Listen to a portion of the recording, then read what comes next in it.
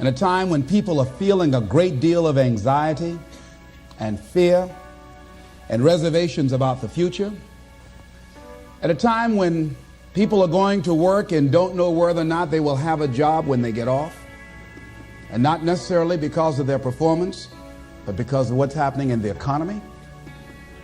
At a time when there are challenges, more so than ever before, in personal relationships. We look at what's happening on the crime level and what's happening with our youth.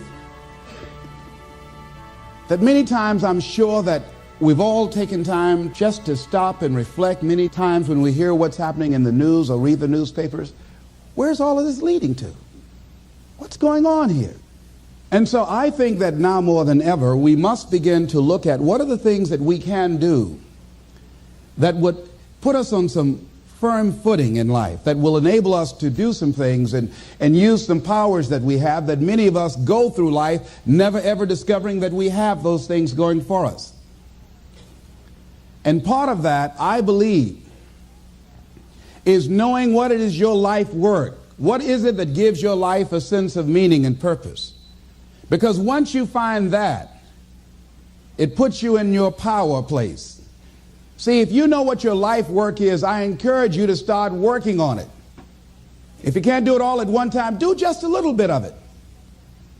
And if you don't know what it is that you showed up to do, if you don't know why you're here, I encourage you to find out what your purpose is here. What is the meaning of your life? What will be different? Have you ever asked yourself that question? I've done that. I remember coming from a friend of mine's funeral, and I was reflecting on how much time I had left. And I went for a walk in a park thinking about this guy whose life was so promising. And I mean, he wasn't an old guy. He was quite young, in fact. And I thought about all of the things that he said he was going to do, and he never got a chance to do those things. And I started thinking about my own life and how much time I had left to do the things that I would like to do. And at that time, I wasn't sure what my life purpose was, what my life's work was. I wasn't sure about it at that time. And I thought about it quite a lot. I had some idea, but I wasn't convinced. That I don't think I felt worthy. I didn't believe that it could be me to do this kind of work that I'm doing right now. And I say to you that if you begin to take a conscious effort to find out what it is that you're supposed to do, I say that it can literally save your life. I said that it can literally save your life. I was telling a group of people of a study that was conducted.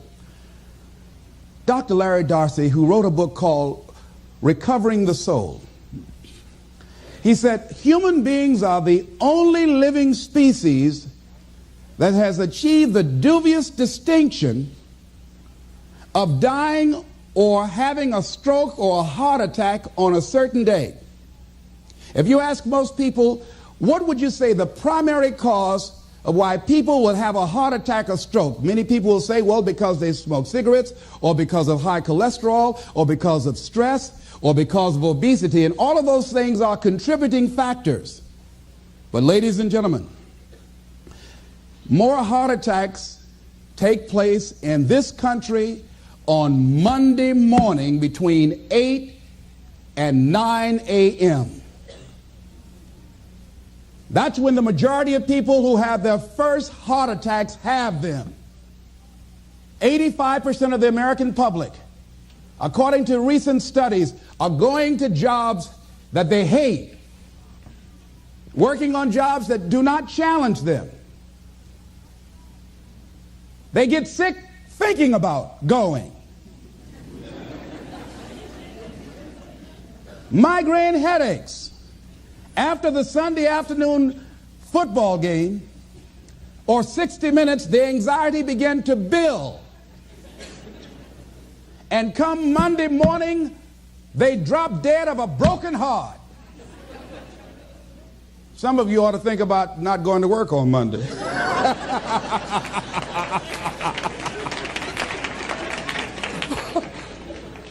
Think about that.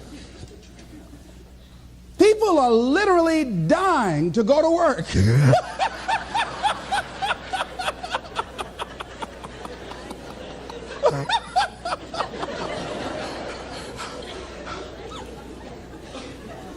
Because, see, when you go to a job and you already know how far you can go, you can already see that proverbial glass ceiling.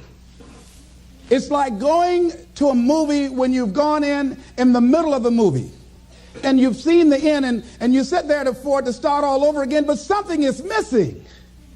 You know what the outcome is going to be. You can't get excited about going through that movie all over again. Am I correct?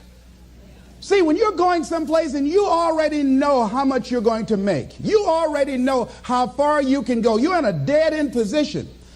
It erodes your self-esteem. It lowers your sense of yourself. It creates some inner turmoil. It creates an emptiness in you. So I say that your life is worth finding what it is that you're supposed to do. And I'm not saying quit your job. I'm saying find it and do just a little bit of it. When I wanted to become involved in speaking, I started just learning quotes, listening to other people's tapes, going to seminars, going to workshops, asking other people to help me. Just start working at it just a little bit, but do find out what your work is and hold on to it and don't let your dream go. Don't let it go. See, and here's something else I want you to begin to look at. Why is it that most people don't pursue their dreams or don't do better than what they're doing if they're capable of doing it? I think that many of us don't go the next step because we don't know what to do yet. And I say that the reason that we don't even explore the possibility of what to do is because subconsciously we don't believe that it can happen for us and we don't believe that we deserve it. So here's what I'm suggesting. How much time do you spend working on you? How much time do you spend every day working on your dream?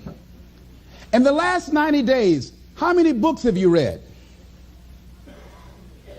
In the last year, what new skill or knowledge have you acquired? What kind of investment have you made in you? So I'm saying that as you begin to look at where you want to go, if you want to make it today, and things are changing so fast you have to literally run to stand still, I'm saying that you've got to make some conscious effort to begin to work to develop you. Here's something else.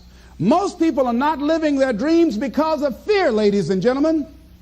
I was in Columbus, Ohio yesterday speaking for a particular Ohio department. A young lady named Karen who greeted me, who organized the event. Very talented, very skillful. And she was talking about she wanted to become involved in the consulting business. I said, why aren't you doing it? I said, you have the abilities. I said, you're not here because they like you. You're here because you're doing the job. You're making things happen. And she came up with all kind of ideas, but finally she said, I guess I can't see myself doing it. I guess I'm afraid.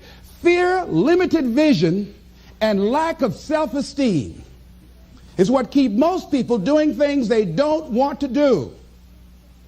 I flew from Columbus, Ohio to Denver, Colorado to a major communications company, and the person that picked me up at the airport told me about the fact that the company was planning on having a major downsizing, and they offered some of the employees there an early retirement, and some of them will earn as much as $300,000. And they said, this is the last time that you can take this offer. If you don't do it, when we have the downsizing, you might be among those who will lose their jobs, and all you will get is your severance pay. And only 50% of the people who were eligible to take the $300,000 took it. The others were afraid to take a chance on themselves. The others couldn't see themselves beyond that company. They couldn't see life after that company. The same reason that people stay in relationships where they're abused or they're unhappy or it's unfulfilling. They can't see themselves beyond that relationship. They can't see themselves enjoying life without that person. They think that this is all that they can do. The same reason that people get stuck at a certain level in life. They can't see things being better for them. And they think that this is it and this is all they deserve. This is all they've ever seen. It's been passed on to them. And they think that this is it for them. Oh, no. I was looking what Dr. Blanton Smiley Blanton, who is a colleague of Dr. Norman Vincent Peale, what he said about fear. He said, fear is the most subtle and destructive of all human diseases. Ladies and gentlemen, fear kills dreams. Fear kills hope. Fear put people in the hospital. Fear can age you. Fear, ladies and gentlemen, can hold you back from doing something that you know within yourself that you're capable of doing, but it will paralyze you. And it seemed like you're in a hypnotic spell. And I ask you a question, what is the benefit? What's the benefit of allowing fear to hold you back? What's the benefit of giving up on yourself, of not stepping out on life and taking life on? What is the benefit for you? What's the plus in that? It's one of the things I had to ask myself. So I didn't want to make any mistakes. I wanted everybody to like me. I wanted to be perfect the first time I did something. It's not going to happen. You're going to make some mistakes. You're going to hurt some folks' feelings. You're going to create some enemies whenever you decide that you want to begin to take life on. You've got to ask yourself, how long am I going to allow this to hold me back? I like what Zig Ziglar says. He said, fear is false evidence appearing real. That is an illusion that we create in our mind. It is a state of mind that can be changed. So let's look at how we can begin to take some steps to restructure that fear, to begin to expand our visions of ourselves, to begin to increase our self-esteem. Webster said that self-esteem means confidence and satisfaction in oneself. Look at your life right now. Whatever you've done up to this point in time, your life is working. Whatever you have produced, it came out of you as a result of the kind of person that you have become. It's a result of your choices. It's a result of your consciousness. Now you have to ask yourself, are you satisfied with what you have produced? Is this what you want? Would you like for things to be better than this? Do you believe that you deserve better than this? Or are you content? This is it. You don't have to do anything else. That you've already resigned yourself in life and say, well, I'm happy. I'm not starving like the people in Calcutta. Are you allowing yourself to get off the hook like that? Or do you believe somewhere in the back of your mind or in your heart that there's some other great work for you to do? There's something else that life has for you. And that's why you're here. How do we handle this fear factor? How do we increase our self-esteem? You have to begin to fortify yourself. How do we do that? I believe that you have to begin to consciously monitor your inner conversation and start talking to yourself. Start building yourself up. Sometimes the only good things you will hear about you are the things that you say to you.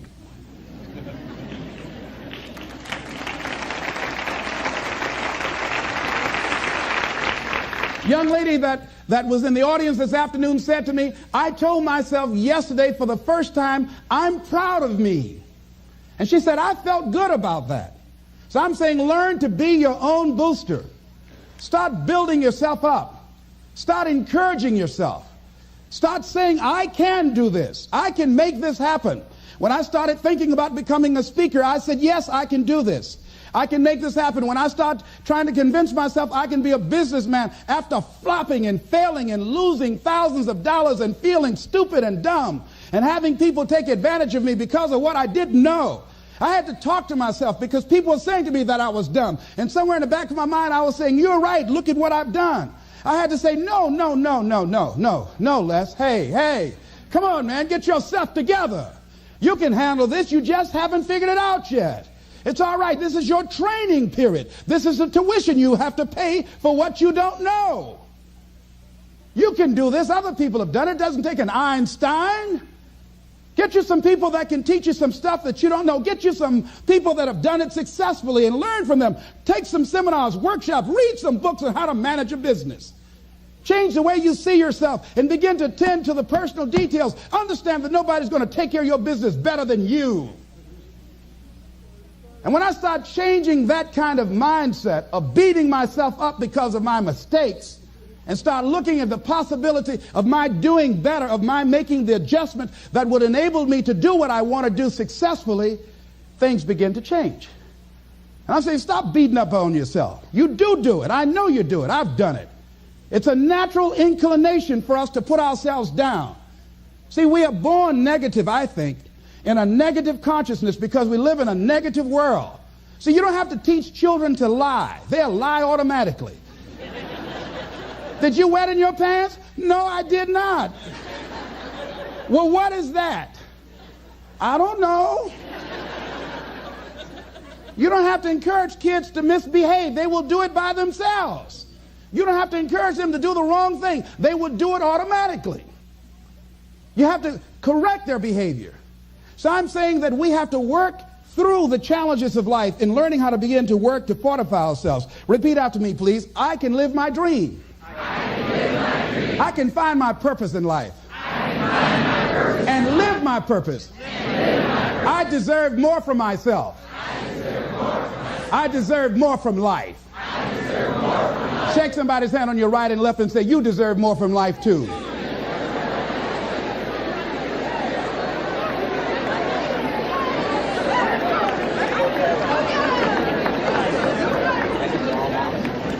Here's some other things, ladies and gentlemen. Begin to guard your mind against negative programming, like turn off the television. Don't watch the news. Don't watch it. I think that more people have a sense of hopelessness and anxiety about life. If you look at the news, you cannot feel good looking at the news. You'll be scared to death. You're scared to go to sleep. I mean, it turns your power down. You've got to be conscious of that. Don't pick up the newspaper and read it. No.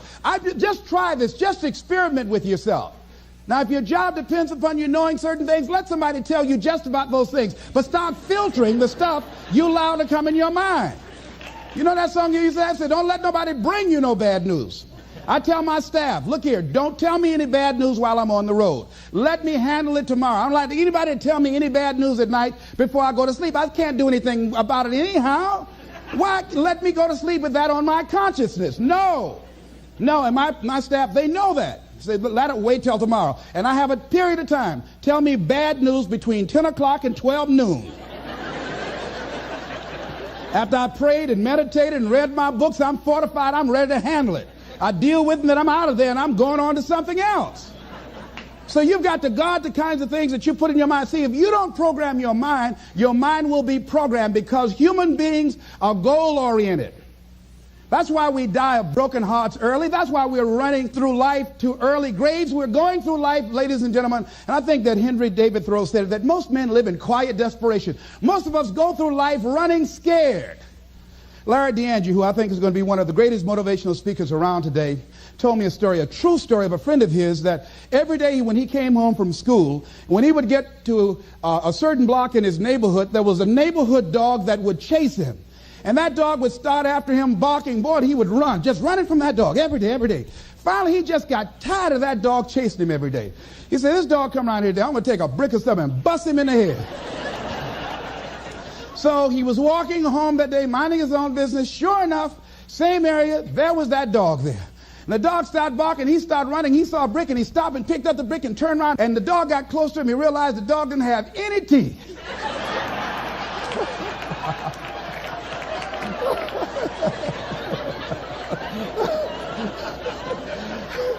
He said he put the brick down and said, get on out my way. And ladies and gentlemen, all our lives, many of us go through life running from things that ain't got no teeth to do us any harm.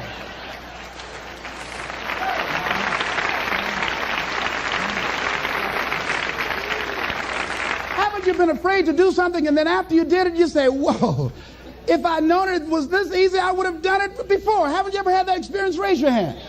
Absolutely.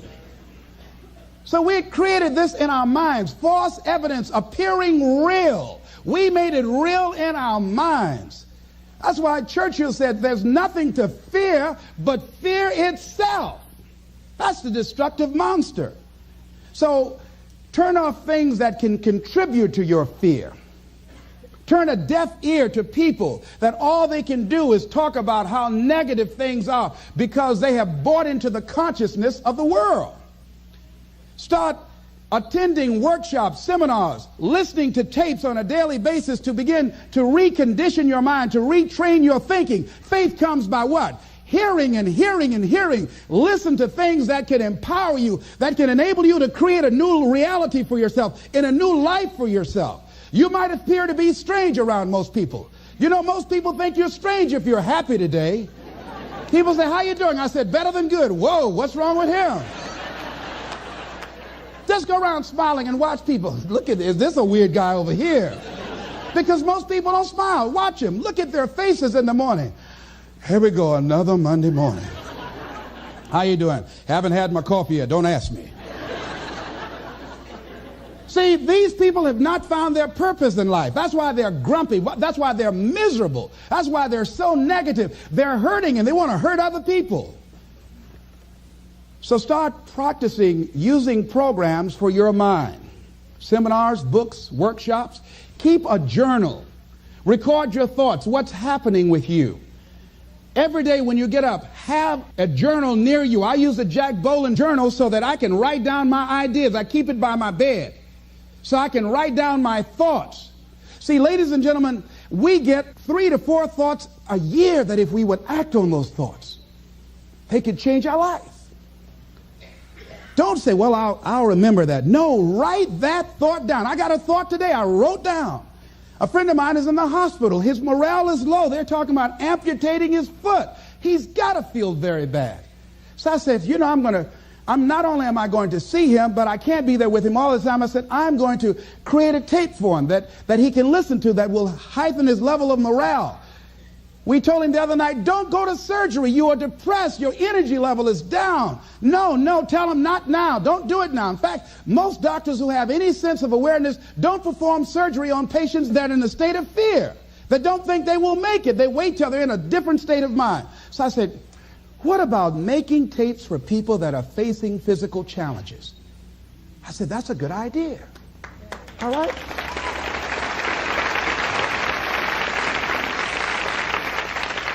See, there are ideas that can come to you out of things that appear to be negative. I have a friend out of Chicago, just met him. He was 23 years old. And this guy, he went financially bankrupt 2 years ago, ruined his credit. Guess what he decided to do?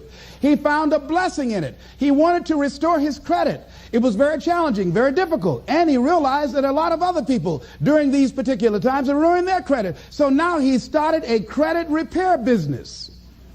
Last year he earned over $100,000 helping people to restore their credit. I met a young lady who attends this church, that she was at her father's funeral and she was putting flowers on her father's grave, and she looked around and saw the other grave sites. They did not look well groomed and they were not attended to on a regular basis. She started a grave site maintenance business. Out of that tragedy, something positive has come out of it. And now she's earning more money doing that than on her present job. What idea are you sitting on? Write your ideas down. And then, once you get that idea, take the leap. Hello? Take the leap. See, a lot of people get the ideas and just walk around with them. Have you ever had an idea and all of a sudden you looked around and somebody had that idea and gone with it? Think you're going to be going with my hospital idea. Forget that, buddy. We will be out there together, Jack. Take the leap. See, it's out here in the universe. If you don't take the plunge, I guarantee you, somebody else will. Take the plunge. Go into action. And ladies and gentlemen, you will be surprised at how things will come together. You'll be surprised. Now, you're going to have some difficult challenges. I can tell you that now. Be aware of that. Things are not going to work out exactly right. For a time they will, sometimes. And that's when life is just playing a game with you. Want you to feel good and relax. And then after a while, say, okay, the honeymoon's over now. And then life will come over there and slap you side the head. Say, what you doing out here? Well, this is my dream life. Is that right? Come over here a minute. Oh, you went to the seminar, huh? Come here. I can tell you that. But ladies and gentlemen, go into action with your dream. And don't avoid where the fights are. Get in the midst of the fight. and get some hickeys on your head. Get knocked down so you can learn how to fight, so you can hold your position. See, most people don't get out in the arena of life because they don't want to fight. Most people don't get out there because they don't want to get knocked down. They don't want to be dropped to their knees. But see, you're going to be dropped whether you're on the field or whether or not you're sitting on the sidelines. You're going to be dropped. So at least get dropped for something. Don't get knocked down while you're sitting down. See, that's how most people are spectators in life. You don't want to be a spectator. You want to get out in the field where the action is, and you will be amazed. After the struggle, there will be a calm period, and things will begin to click for you. Come out here with what you got. You don't have enough money? Don't worry about it. You got the dream. You got the idea. You don't have enough resources? Don't worry about it. You need some help? Don't worry about it. You get out here in the arena, someone will look at you and become inspired and say, hey, can I help you? But if you're sitting up on the bleachers, nobody's going to ask you anything. You've got to get into the flow of action. Frances Harth called me from Chicago. She had been sitting on an idea of a show that she wanted to produce for 10 years called Mind-Body Connection. So someone saw me speaking in Chicago at a sorority convention and said, I saw a guy that perhaps can host this show for you who has energy and charisma. She called me. She was so fired up. I said, listen, on the day that you want to do that, I'm speaking in Chicago. I can do it for you. And I said, by the way, I met somebody 2 weeks ago in Baltimore who has an idea of the same type of show, and she's doing it on radio. Why don't you call her? And then she called me back. Who else would you suggest? I said, well, I know Deepak Chopra. He wrote the book called Quantum Healing, and Bernie Siegel. Could you get his number? I tell you what, I have a friend named Jack Boland at the Church of the Day. He knows how to get in touch with him. Call him, and he will give you the number so you can get in touch with Bernie Siegel. That lady started calling all around. Did not have the resources, but she had this idea and dream. And she said the other night when she came before the audience that had gathered in the studio, she said, I feel like I've been pregnant for 10 years. And tonight you're going to witness a beautiful delivery. And it was. She said, I couldn't believe, Les, how things began to happen, how it all began to come together. And how many of you